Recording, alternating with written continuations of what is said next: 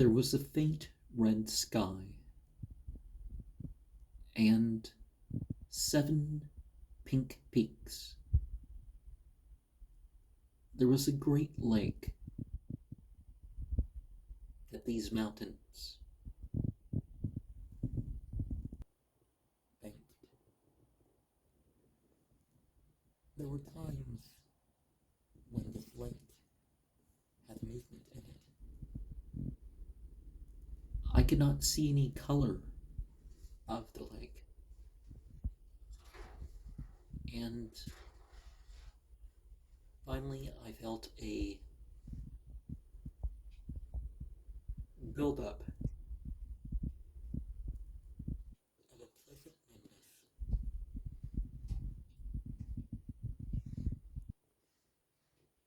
and at times a pressure upon me. There's a difference that might be drawn between the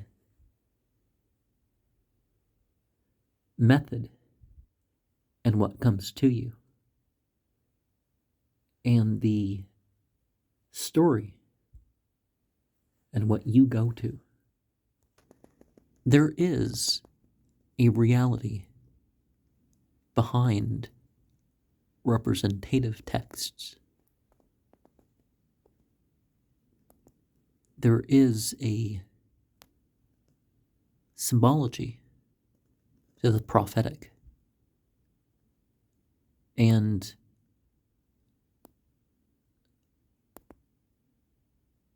I don't think I should get into here the 36 items of note in the War on the Eastern Star, but it suffices to say it's not quite how the media portrays it, right?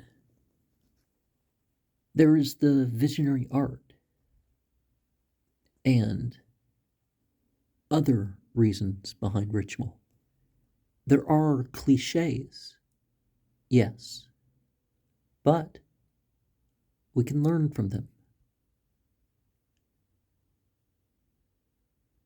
We see this talk of the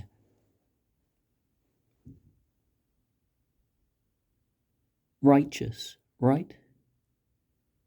But are you actually righteous or self-righteous? Well, or, proclaimed righteous, right? Self-righteous doesn't have to be a negative term, but, people use it that way, right? Because it doesn't have to be the same thing as arrogance. The Kabbalah, in narrowing itself down to 22 letters because of the Hebrew, may have, stifled some things. Like, for example, in the tarot card for the world or the universe, you see Saturn and Earth with the same card, the same letter. And perhaps you'd have, up to 8 other letters in some of the Aramaic alphabets. Armenian was set forth with vowels and consonants, so you had 36 instead of 22. We see that the heroes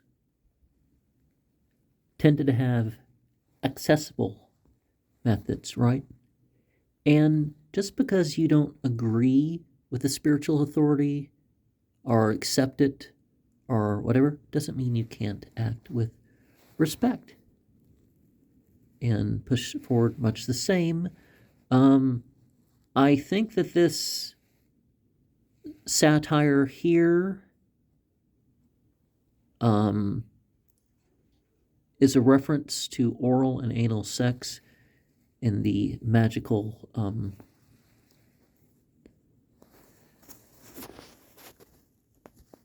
thing, and in saving remains of that sort of stuff. Bill Gates said something 2019, and certain definitions changed, and he outlines certain goals, and some things that he has said elsewhere is a lot more so.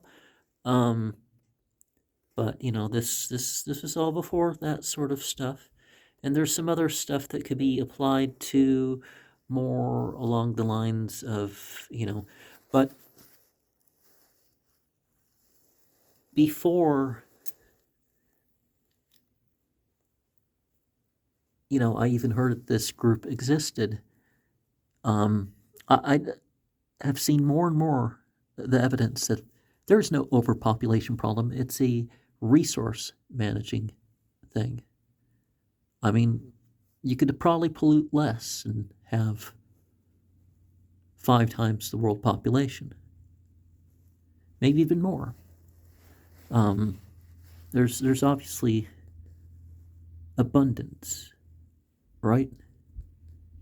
And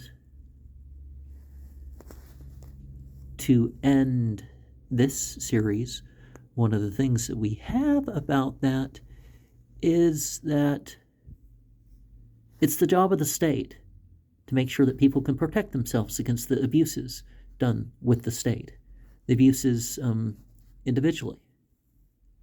And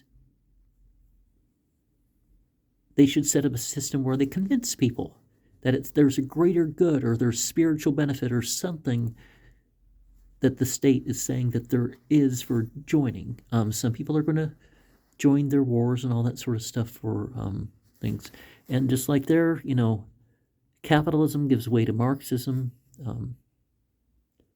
But as we pointed out before, with the freedom as the two-edged sword and all that, is, we don't have, it's far less about what type of government there is versus the people and the actual operators of the government. The mass of the elements is sort of what's in the rites of magic, right? But that's a silent one. But the mass of the elements represents the 7 sacraments. It represents the male and the female and the elemental. It represents the spirit. Sacrifice was more about obedience and method than any, violent and disgusting or whatever sort of urge to it, right?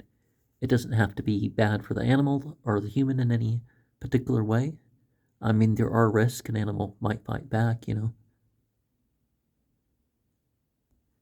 Evoke as you invoke, and of course, consider both the release and the captivation. Sure, you can disturb, but it's better to be productive, to provoke, per se, if that's what needs to be done. There's an illustration of Paracelsus and naming one of his experiments.